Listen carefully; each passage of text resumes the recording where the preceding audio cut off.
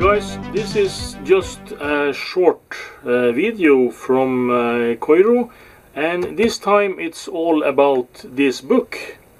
You have seen the movie, you might own the card, but you also have to read the book. This is the official Pro Audio Spectrum book, and I bought this book back in the day for my brother, and he has kept this all those years. So when I was visiting this summer, I brought this book with me back. And I don't think we have the original floppy drive that was with this book, but this book was sold as an official book for the Pro Audio 16, and this book, when we bought it, I think it was to get a better overview of the programming aspect of audio and other stuff on the Pro Audio Spectrum card. But that is not so much what this book actually covers. And we will just do a short, brief walkthrough of this book, so that you know what it contains. This book is published on the Osborne McGraw-Hill Publishing Company, and it has a copyright of 1994. And it's only one revision of the book, and I don't think it was very popular, but it certainly sold some copies back then. It starts out with a foreword about the history of MediaVision and sound on the PC, and it also have a short walkthrough about MIDI and AdLib and Creative Labs and so on, and it also tells us about the early years of multimedia and the start of this. And then it hops right to hardware installation hints and buses and infrastructure and internal port address, upper memory, and so on in the system. And then it comes to software systems and drivers. It also has a more in-depth chapter about the basics of sound on a computer and how this is made, and the different aspects about waves, amplitudes, bandwidth, and so on. And advanced sound topics is the next chapter, and this is quite generic, and it's not just about the MediaVision aspect of things. And it's the programs that with this book, I mean Windows and those programs to control the cards and recording music and speech and so on. And then it has a whole chapter about MIDI, and then it comes to the MediaVision tools and toys, and this is the built-in applications on the original driver disk, and it's also the titles that was in the MediaVision multimedia bundles. So they walk through that too, and they have some about third-party software. And of course, back in 1994, it was not much to choose from a MediaVision standpoint, but they have a short walkthrough. And they also have some of the educational title, utilities, programming tools, and so on. And they also have a short chapter about CD-ROMs and CD-ROM interfaces, the SCSI interface, and the other variables about the Pro Audio Spectrum side of things when it comes to interfacing CD-ROM drives and so on, and the software drivers. And choosing speakers and microphones, joysticks, and other goodies for avid gamers. And then it comes to appendixes, the MediaVision audio family, and they walk through some of the same leaflets that I've presented in my earlier videos about MediaVisions, and questions and answers from technical support, and this is about hardware installations and resources and so on. And they have also an in-depth chapter here about the SCSI interface on the Pro Audio sound cards, and what kind of accessories you can connect to this. And they also have some online resources, and they link to CompuServe and MediaVision's BBS, and also the internet. They also have a chapter about software on the supplemental disk and the programs that's contained within. And that's a short walkthrough of the index. And we are actually going to leaf through the book, but not in any detail. The basics of sound. The chapter explains sound in everyday terms, and we will see to that. The first is just a walkthrough of the history of stuff, and they also have here the emergence of creative labs. They go through the MPC standards. And this book is 1994, so they also have the MPC standard level 2 is presented back then. The biggest difference was that it stated that you have to have 16-bit digital audio and you have to have a double-speed CD-ROM.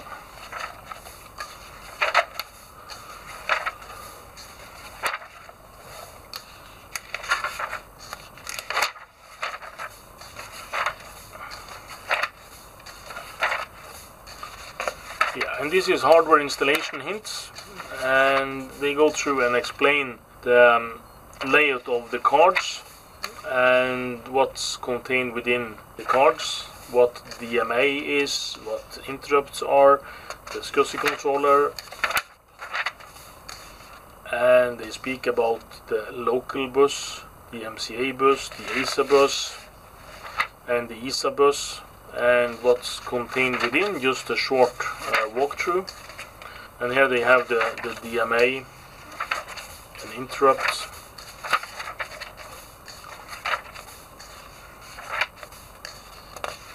And here they walk through all the drivers and what they do. Amverzone Sys is the main DOS driver for Pro-Audio Spectrum Season, and this is the one that's installed when you install the drivers for the first time. And the settings in config sys AutoExec-BAT, and the settings in Windows 3.11 system.ini and WinIni file.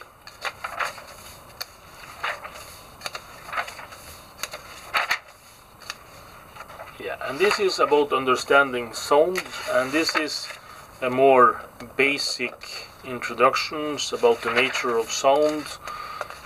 Amplitudes, sound waves, air pressure and decibels, bandwidths, FM synthesizers, wavetable synthesizers, analog to digital conversion and back, and this is actually quite good figures for that. Sound file formats, advanced sound topics, musical instruments, speech, reducing complex waveform to simple components, Fourier analysis. That's the heavy mathematical aspect of things. But it's quite a good book, really, when it comes to explaining sound and in hearing and other stuff that you need to understand to be able to have an informed view about audio. And digital signal processing, yeah, making the most of the bundle software and speech.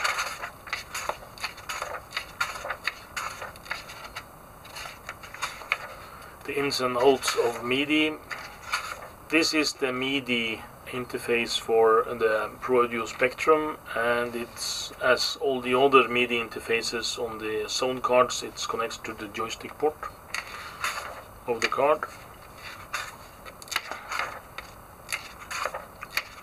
It actually gives a general understanding of MIDI interfacing and what it's all about. Media Vision, tools and toys. And here it is the walkthrough of the encyclopedia and the other stuff that is bundled with the multimedia packs. Third-party software and hardware arrangements. And as I said, this was 1994, and there really was not much to speak about of software support.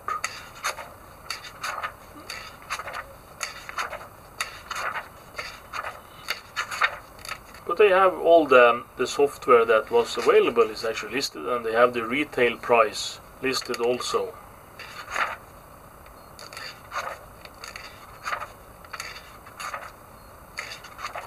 Yeah, the CD-ROM compendium is actually, they go into to explain how data is stored on a CD-ROM, and a graphical view of how much you actually could store on a CD-ROM. And even though this is true, this is very antiquated, and we really can't relate to this today, because as this is 450 3.5 inch 600 megabyte hard disk, one CD-ROM. I have this USB key, and this was just one I grabbed, and it's 64 gigabytes, so it could store the same amount as this is. One CD-ROM is 640 megabytes, so you can even tell it's 1000 CD-ROMs on this memory pin. Transfer rate, double drives, and it also explains how the access time and how the data is derived from the CD-ROM. And they have a short list of the supported SCSI CD-ROM drives. Yeah, MPC and MC1.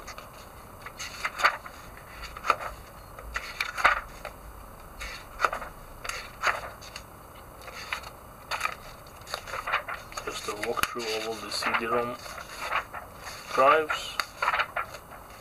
The TSL CDLR sys for loading CD-ROM drivers to the SCSI interface. Choosing speakers and microphones, frequency response, distortions. This is not very interesting, to put it at least. Joysticks and other goodies.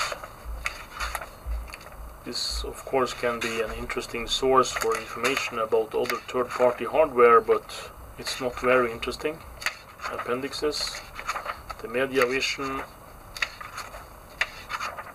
They list all the cards and all the specifications from the leaflets for the products. Questions and answer for the support.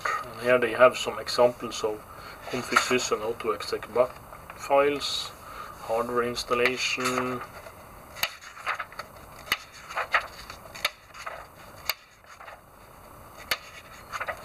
It's actually quite a comprehensive walkthrough and some of the stuff there, so this is not bad at all.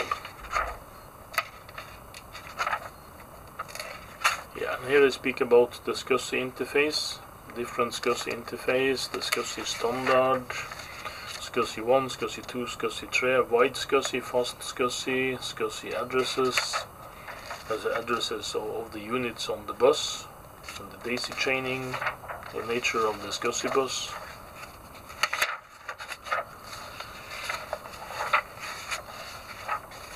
Yeah, and here they have these online services that we discussed. It talks about the internet, and this was the whole area they have put aside for internet. Internet is fundamentally different than CompuServe, America Online, and the typical BBS service where the information essentially resides in one place. Internet is much more than an BBS. With an estimated 7 million users, it's undoubtedly the biggest international computer network. So it was 17 million users back in 1994. Internet is an excellent resource for tapping into state-of-the-art activity. Best of all, you can access internet from many local BBSs, and many times there is no usage cost involved. Internet is massive, to say the least. You'll want to check your local bookstore for one of the new books that will guide you through it. Yes. And this was internet before World Wide Web, you have to remember. Yeah, and a walkthrough of other MediaVision products.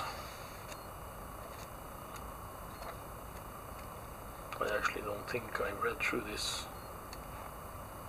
chapter before. Yeah, and just the register. And in the back of the book they have just some more leaflets from MediaVision.